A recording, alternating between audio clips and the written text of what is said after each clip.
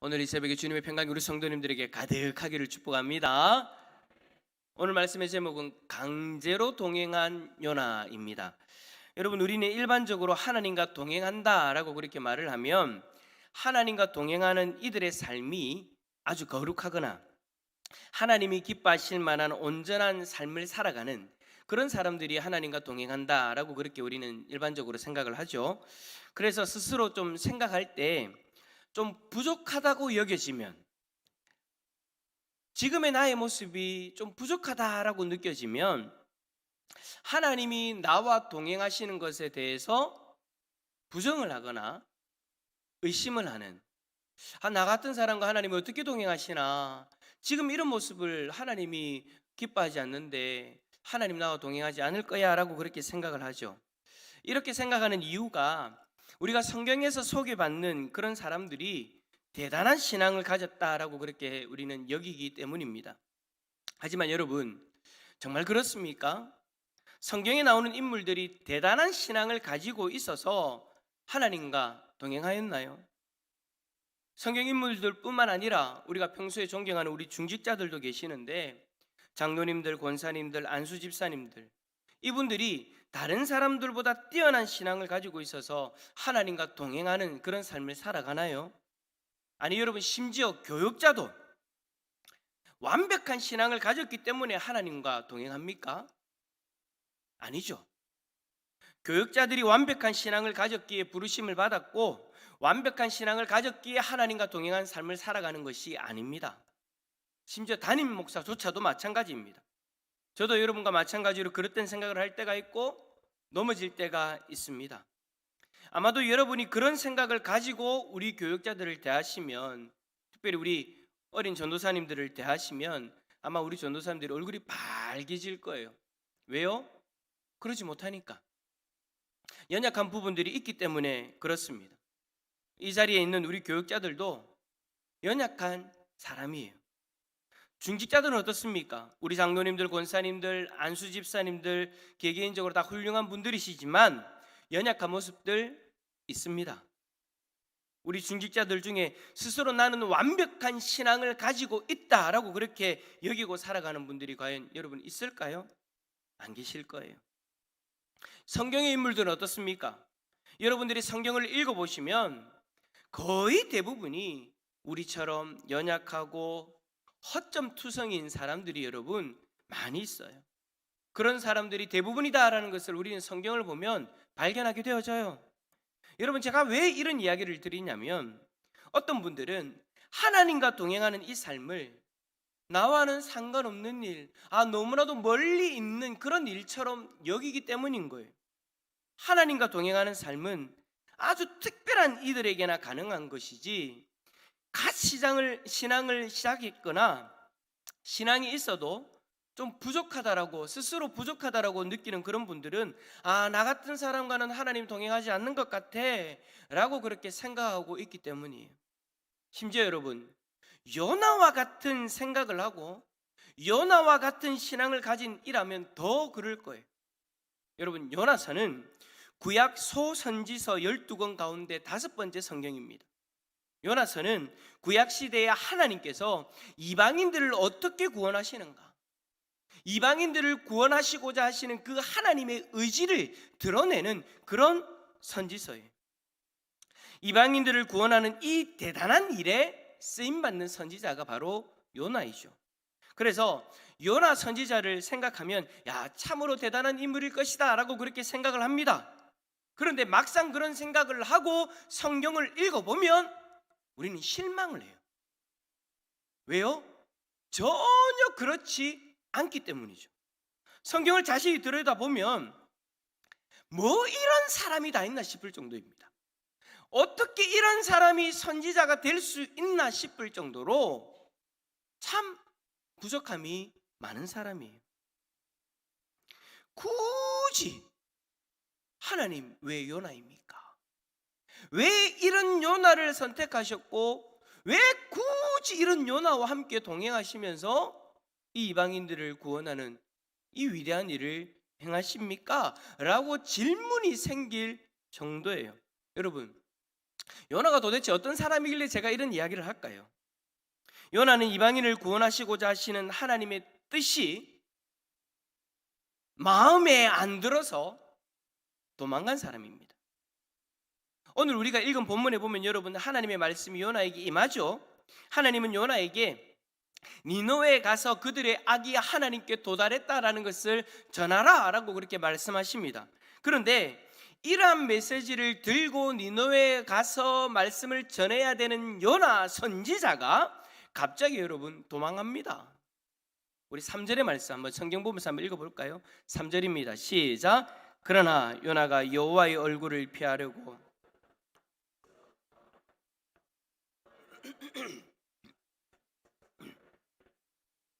여호와의 얼굴을 피하여 그들과 함께 다시스로 가려고 배에 올랐더라. 아멘. 하나님의 부르심을 받고 메시지를 받은 선지자가 여호와의 얼굴을 피하려고 일어나 다시 다시스로 도망했다. 욥바로 내려갔대요. 여러분, 이런 선지자가 어디 있습니까? 하나님의 부르심이 있는 그 자리에서 이런 사람은 있죠. 저는 연약합니다. 말을 잘 하지 못합니다. 저 같은 사람이 어떻게 갑니까? 다른 사람을 보내십시오 라고 이야기하는 선지자들은 봤어도 이렇게 하나님 말씀 앞에서 도망가는 선지자는 저는 여러분 처음 봅니다. 왜 그렇게 여러분 도망갔을까요? 하나님 맡기시는 일을 하기 나는 부족합니다. 저같이 연약한 사람이 어떻게 할 수 있습니까? 라고 그렇게 생각했어요. 뭐 그냥 다른 선지자들처럼 말을 잘 하지 못하기 때문에? 두려워서? 아니에요, 여러분. 요나는요, 하나님의 뜻이 마음에 안 들어서. 이런 선지자가 어디 있을까요? 하나님의 뜻이 마음에 안 들어서 도망갔어요. 참 특이하죠. 하나님의 말씀을 선포하고 전해야 되는 선지자가 하나님의 뜻이 마음에 안 들어서 도망가다니, 여러분 이거는요 여러분 말이 안 되는 거예요. 그렇다면 여러분, 요나 선지자는 왜 하나님 뜻이 마음에 안 들었을까요? 요나는 사실요 니느웨에요 죽어도 가기 싫었어요. 절대 가기 싫었어요. 그리고 그곳에서 니느웨의 죄가 하나님 앞에 상달되었다 도달했다라고 외치기도 싫었어요. 왜냐?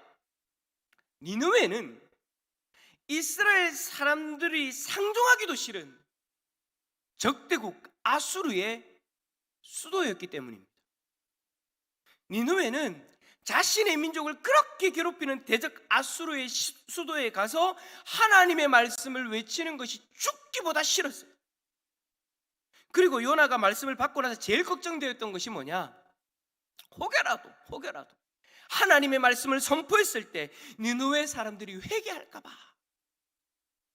여러분, 선지자가 하나님의 말씀을 받고 그 말씀을 전할 때, 그들의 죄를 드러내고 하나님의 뜻이 이렇다라고 전할 때 선지자가 제일 바라는 게 뭡니까? 그 말씀을 받은 백성들이 회개하고 돌아오는 것. 그걸 여러분 선지자들이 기뻐하잖아요.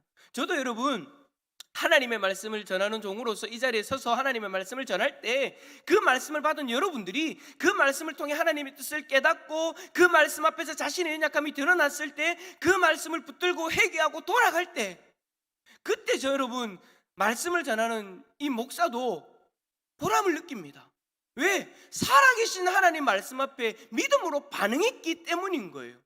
그런데 그러한 보람을 가지고 하나님의 말씀을 전해야 되는 선지자가 회개할까봐 그게 두려워서, 그게 걱정이 되어져서 가기 싫은 거예요. 왜냐? 요나 선지자 생각에는 이스라엘의 적이니까 그들이 심판받아야 되겠는 거예요. 자신의 민족을 괴롭게 하는 적이니까 저 니느웨 성이 망해야 되겠는 거예요. 하나님의 심판을 받아야 되겠는 거예요. 그런데 그렇게 못된 사람, 그렇게 자신들을 괴롭혔던 그들이 하나님 앞에 회개를 하면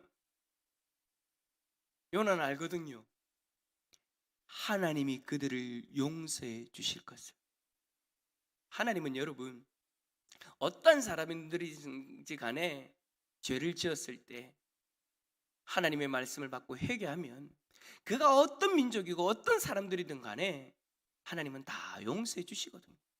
그걸 요나 선지자가 하는 거예요. 그래서 하나님의 말씀을 선포하는 것이 두려웠던 거예요. 왜? 저들이 회개할까 봐. 저들은 심판받아 마땅한 민족인데 저들이 회개해서 하나님의 궁유를 입을까 봐. 그래서 요나는 니느웨에 가기 싫었고 그들에게 말씀을 전하는 것은 더더욱 싫었던 거예요. 하나님의 뜻이 자신의 뜻과는 정반대이기 때문에 도망갔던 사람이 바로 선지자 요나입니다. 여러분, 우리가 요나서를 좀 자세히 살펴보는 것은 다음에 우리가 자세하게 한번 좀 살펴보고 오늘 대략적인 이런 이야기를 했으면 좋겠어요. 요나가 어떤 사람인가? 그래요, 여러분, 요나는 이렇게 하나님의 뜻이 이해가 안 가서 또 받아들이기 싫어서 도망갔습니다. 근데 여러분, 어떻게 되어졌습니까? 하나님의 뜻을 거부하고 하나님의 뜻이 싫어서 도망갔으니 이런 사람 하나님 버리셔야 되겠죠. 일반적으로 생각에는, 우리의 일반적인 생각에는, 아니 이런 사람을 굳이 하나님이 사용할 필요가 뭐 있습니까? 이런 사람과 굳이 이렇게 연약한 사람, 이렇게 못된 사람, 이렇게 뿔난 사람 하나님 동행할 필요가 뭐 있습니까? 라고 생각되어져서 하나님이 떠나야 될 것 같아요. 이런 사람이라면 하나님이 버리시고 다른 사람 선택해야 되죠. 순종할 수 있는 사람, 하나님의 뜻을 받아들일 수 있는 사람, 온전한 믿음을 가질 수 있는 사람, 그런 사람을 하나님이 선택하셔야 되죠. 그런데 여러분, 요나서를 가만히 읽어보면요, 하나님 그렇게 하지 않으세요. 하나님이 여러분 여차저차 해서 결국 어떻게 하느냐? 요나를 니느웨 성으로 끌고 가십니다. 하나님이 요나를 버리지 아니하시고 요나와 동행하시면서 그를 끌고 가세요. 심지어 여러분, 물고기 뱃속에 요나를 가두셔가지고 억지로 끌고 하나님이 동행하시면서 그렇게 니느웨 성으로 같이 가시더라는 거예요. 더 당황스러운 것은 뭐냐? 그러한 상황 가운데 하나님이 버리지 아니하시고 동행하시면서 그렇게 끌고 가셨는데 요나가 니느웨 성에서 말씀을 전하고 나서 그 이후에 이 요나의 모습이 여러분 더 황당합니다. 요나가 니느웨 성에서 말씀을 전했을 때 니느웨 성읍의 사람들에게서 이상한 일들이 일어납니다. 분명히 하나님을 섬기지도 않고 믿지도 않고 우상을 섬기는 그들이 요나가 전하는 그 메시지를 통해서 하나님을 믿기 시작합니다. 그리고 성경에 보면 높고 낮은 자, 그러니까 미천한 자리에 있든지 아니면 높은 고위간직에 있든지 그들 모두가요, 여러분, 회개를 하기 시작하는 거예요. 심지어 왕은요, 조서를 내립니다. 금식하고 회개하라. 하나님을 믿지 않고 하나님을 믿는 백성들을 괴롭히는 이들이 하나님의 말씀이 요나를 통해서 선포되어졌을 때 하나님 말씀 앞에 무릎을 꿇는 거예요. 하나님을 인정하고 하나님을 믿으면서 그 말씀 앞에 회개하며 돌이키기 시작합니다. 중요한 것은 이들의 회개를 앞에서 이야기했던 것처럼 하나님이 받으셨다라는 거예요. 그들을 용서하셨다라는 거예요. 그래서 하나님이 요나를 통해서 선포하셨던 그 심판의 메시지를 거두십니다. 자, 여러분, 이 일을 본 요나 어땠을까요? 반응이 어땠을까요? 하나님이 나를 버리지 않으셨으니, 하나님 나와 동행하셨으니, 그런 마음을 갖고 있는, 하나님의 뜻과 반대 마음을 가지고 있어서 도망간 나임에도 불구하고 하나님이 나를 사용하셨으니 하나님 저들을 구원해 주셔서 감사합니다. 아니요, 4장 1절과 2절에 보면 이렇게 되어져 있습니다. 요나가 매우 싫어하고 성내며 여호와께 기도하여 이르되, 자신이 전한 그 메시지에 믿음으로 반응하고 자신이 전한 메시지에 회개하고 돌아온 이들을 보면서 하나님 감사합니다가 아니라 요나가 매우 싫어하며 분내며 여호와께 기도하여 아뢰되, 그 기도의 내용을 간단히 요약하면 이렇습니다. 하나님, 내 이럴 줄 알았어요. 하나님, 내 이럴 줄 알아서 내가 오기 싫었다고요. 니느웨에 내가 죽어도 오기 싫었다고요. 그러면서 뭐라고 이야기하냐? 하나님, 차라리 얘를 죽이소. 저들을 왜 살려둡니까? 저들이 왜 회개합니까? 저들을 왜 용서해 주십니까? 차라리 나를 죽여주십시오. 자, 여러분, 이 요나 하나님이 어떻게 하셔야 될까요? 우리의 일반적인 생각에는 하나님이 요나와 동행하시는 것 당장 멈추셔야 된다라고 여러분 생각하지 않으십니까? 그런데도 하나님은 어떻게 하느냐? 요나를 끝까지 버리지 않으십니다. 놀랍게도 하나님은 요나와 끝까지 함께 하시면서 자신의 뜻을 요나에게 설명해 주시고 그와 동행하시면서 그가 참된 선지자가 될 수 있도록 그를 품어주시죠. 끝까지 하나님의 마음을 요나에게 나누시고 요나를 세워주시고자 하시는 그 마음을 이 요나서에 마음껏 담아 놓으셨어요. 여러분, 우리 하나님은요 이런 분이세요. 내가 좀 부족해도 나를 버리지 않으신다는 거예요. 내 생각이 하나님의 생각을 떠나서 하나님 뜻과는 전혀 반대되는 길을 걸어가도 하나님은 떠나지 않으신다라는 거예요. 하나님 그런 연약한 우리를 버리시거나 떠나지 않으시고 인내하시면서 하나하나 요나를 가르치신 것처럼 우리를 가르쳐 주시고 요나를 품어주셨던 것처럼 우리를 품어주시는 분이 우리 하나님이신 줄 믿습니다. 그러니 내가 지금 좀 연약하더라도 여러분 걱정하지 마세요. 나의 이 연약함 때문에, 나의 이 어리석은 모습 때문에, 하나님 뜻과는 전혀 반대되어지는 이 삶을 살아가는 나의 이 모습 때문에 하나님이 나를 떠나실까? 하나님이 나를 버리실까? 하나님이 나와 함께하지 않으실까? 여러분 걱정하지 마시라는 겁니다. 하나님은요 그런 연약한 우리인 것을 알매도 불구하고 우리를 부르셨어요. 여러분, 하나님이 속으신 것 아닙니다. 우리가 하나님 앞에 의로운 자이기 때문에 하나님이 우리를 의롭다라고 생각하셨기 때문에 의로운 인생을 살아가는구나, 내 백성이 되게 합당하구나 라고 그렇게 생각하셨기 때문에 우리를 부르신 것이 아니에요. 우리가 죄인 중에 괴수라는 것을 알고 계심에도 불구하고 예수 그리스도의 생명을 우리를 위해 내어주심으로 우리를 부르셨습니다. 우리의 연약함을 아시고 우리의 어리석음을 아시고 우리의 죄악된 모습을 아심에도 불구하고 우리를 부르셨다라는 거예요. 그런 우리를 하나하나 가르쳐 가시면서 그런 우리를 품어주시면서 그런 우리와 함께 하시면서 우리를 하나님 백성다운 삶을 살아갈 수 있도록 만들어가고 계신다라는 것이죠. 그 속에서 우리는 어떤 모습으로 살아야 됩니까? 하나님 품속에서 하나님의 뜻을 하나하나 알려주실 때 그 뜻 앞에 우리의 고집을 내려놓고 내 이기적인 생각을 내려놓고 그 뜻을 받아들이며 조금씩 하나님이 원하시는 그 하나님 백성다운 삶을 살아가면 되는 것이죠. 하나님이 나와 함께 하신다는 것을 확신하고 우리는 그렇게 살아가면 되는 거예요. 사랑하는 성도 여러분, 오늘도 연약한 우리와 함께 하시는 하나님을 바라볼 수 있기를 축복합니다.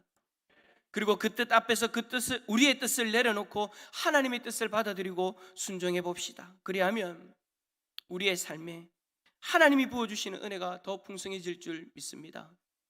하나님은 오늘도 연약한 우리와 함께 하시고 연약한 우리를 붙들고 이끌고 가고 계신다라는 것, 오늘 하루 그 하나님의 손길을 발견하고 경험하는 복된 하나님의 백성들이 다 되어지시기를 예수 그리스도 이름으로 축원합니다. 우리 함께 찬양할까요?